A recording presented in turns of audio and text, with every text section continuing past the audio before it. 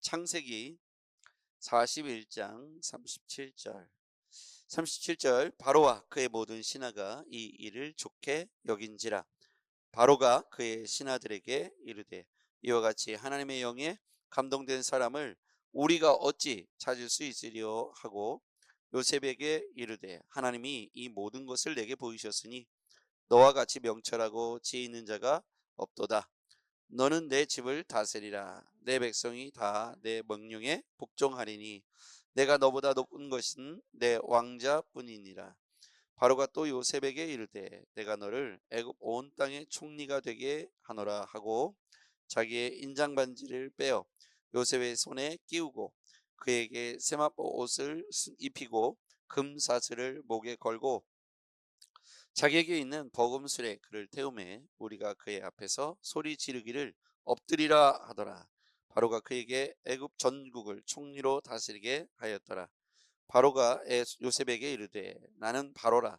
애굽 온 땅에서 내 허락이 없는 수족을 놀릴 자가 없으리라 하고 그가 요셉의 이름을 사브넷 바네아라 하고 또 온의 제사장 보디베라의 딸 아스낫을 그에게 주어 아내로 삼게 하니라.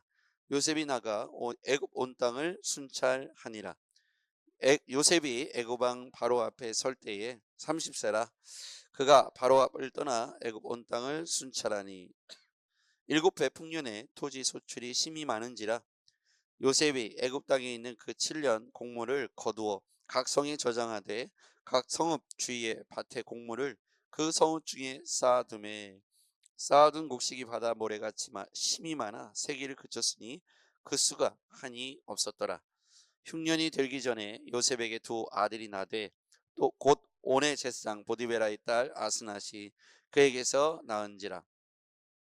요셉이 그의 장남의 이름을 므낫세라 하였으니 하나님이 내게 내 모든 고난과 내 아버지의 온 집을 잊어버리게 하셨다 하며 차남의 이름을 에브라임이라 했으니 하나님이 나를 내가 수고한 땅에서 번성하게 하셨다 함이었더라.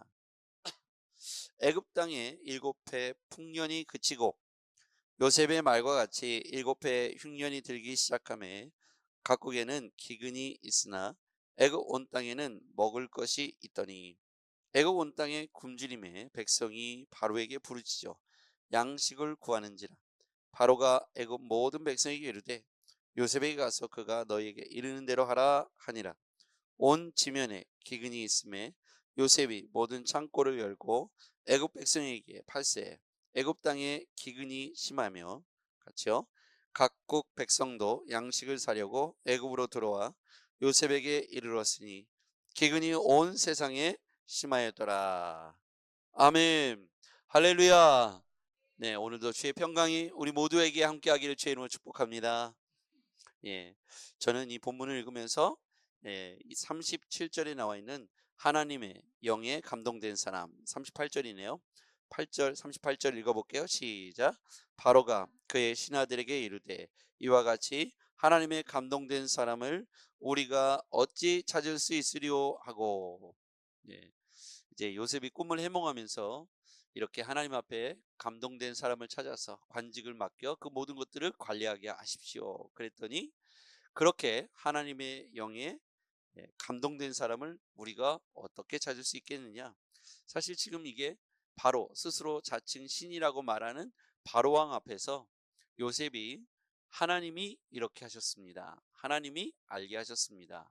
주어가 하나님이 되는 그런 해석을 내어놓았죠. 그게 사실은 바로가 격분하여 하나님이라는 말을 싫어했을 수도 있으나 요셉은 굽히지 않고 하나님이 그렇게 하셨다라고 선언을 하죠.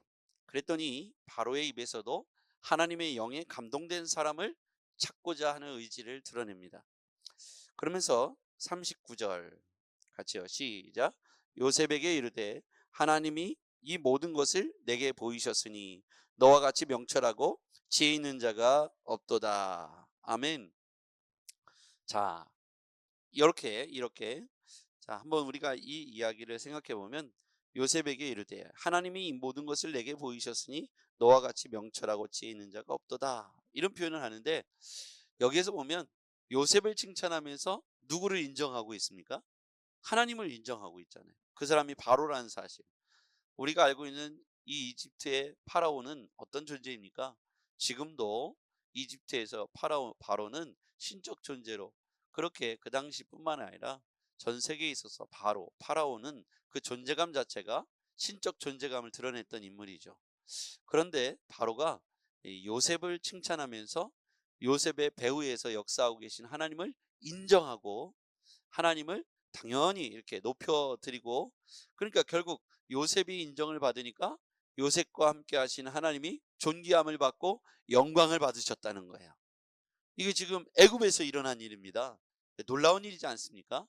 하나님께서 요셉 한 사람만 인정받게 한 것이 아니라 요셉의 이름이 불려지는 그 순간 하나님이 영광을 받으시고 존귀함을 바로에게 인정받게 되는 놀라운 일이 벌어졌죠. 이게 우리 그리스도인의 삶의 모습이 되어야 하겠습니다. 우리가 존귀함을 받을 때, 인정을 받을 때 우리와 함께 하시는 하나님이 드러나야 되고, 하나님이 존귀함을 받고 인정을 받는 은혜의 역사가 이어져야 하겠습니다. 하나님의 영에 감동된 사람, 이 모든 것들을 하나님이 내게 보이셨다라고 인정하는 것이죠. 하나님이 바로와 애굽에게 역사하시죠. 바로는 결국 하나님을 인정하게 되죠.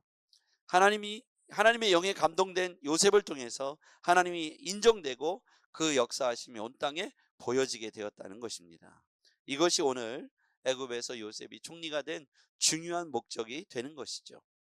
자, 그 다음에요. 중요한 단어가 또 하나 나옵니다. 41절부터 쭉 보면요. 바로가 또 요셉에게 이르되 내가 너를 애굽의 온 땅의 총리가 되게 하노라 하고, 42절 시작. 자기의 인장 반지를 빼어 요셉의 손에 끼우고 그에게 세마포 옷을 입히고 금 사슬을 목에 걸고.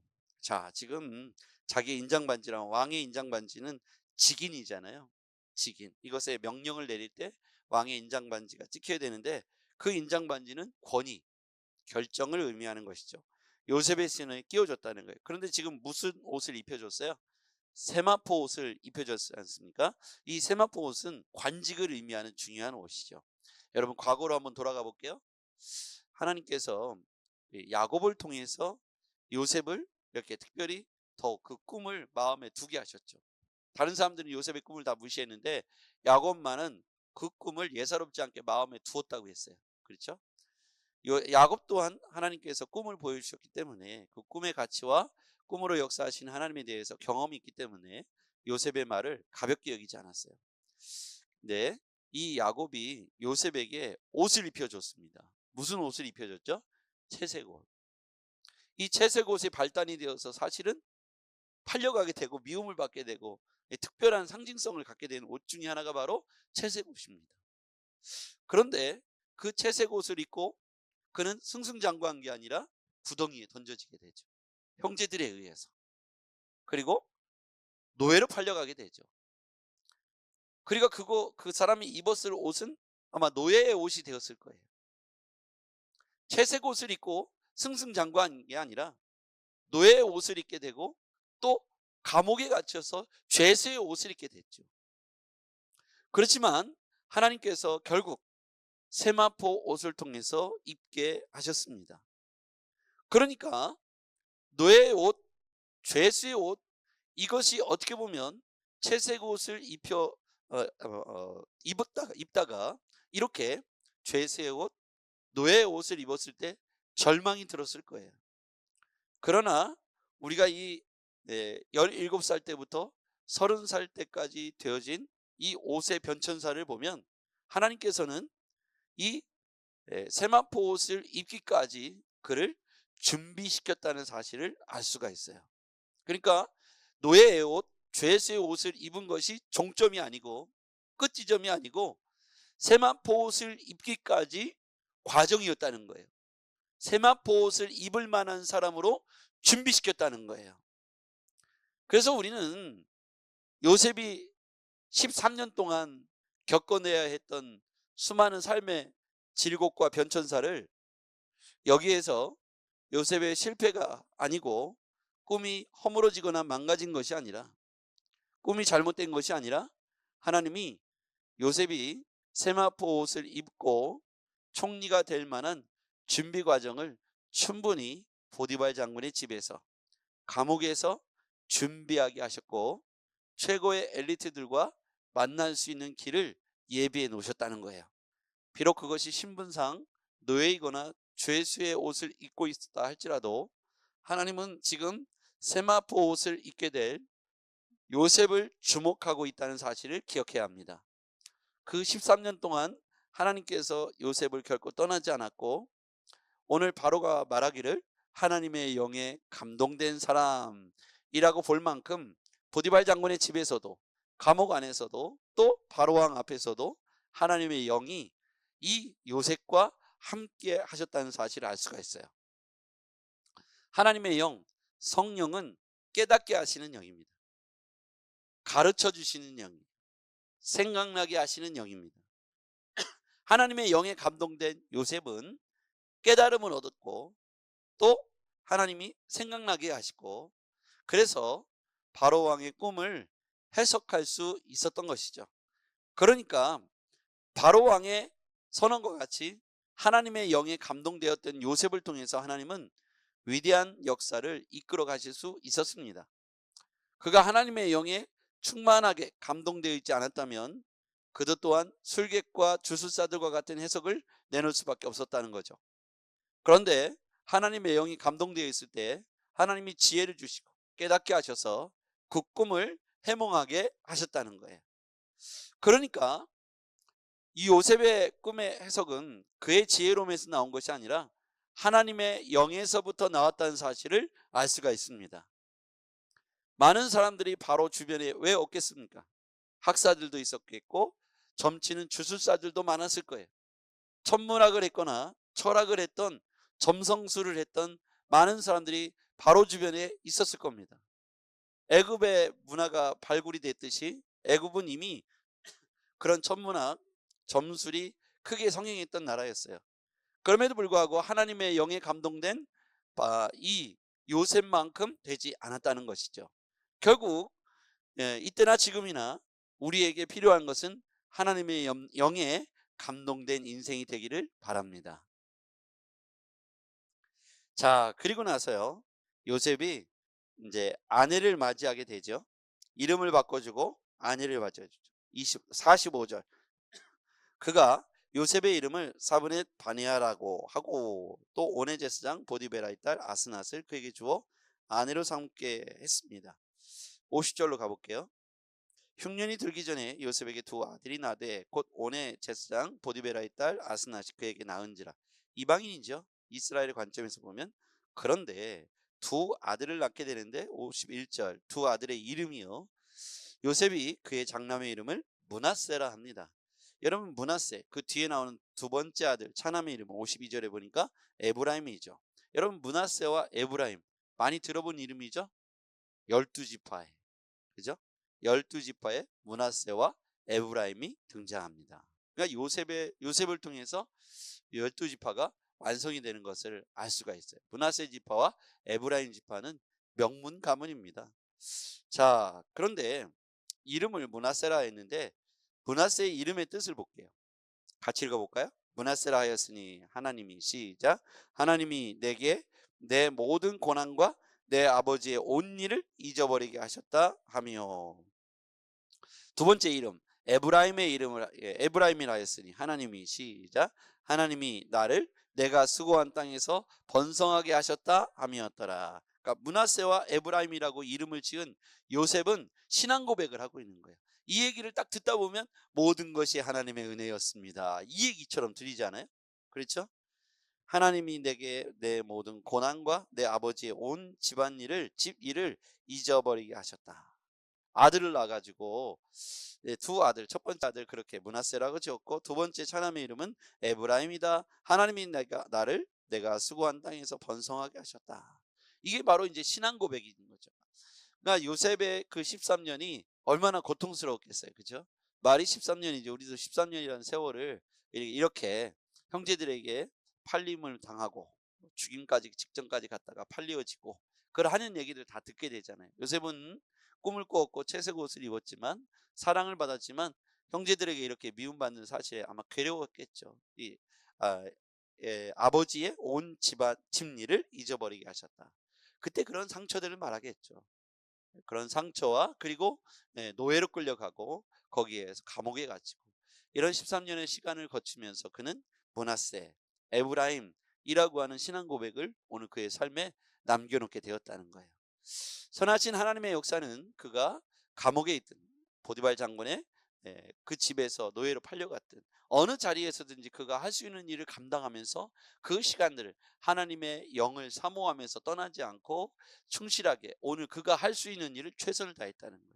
감옥에 갇혀서도 그는 최선을 다했고 보디발 장군의 노예의 신분이었지만 최선을 다했더니 가정 총무로 그를 세워줬죠.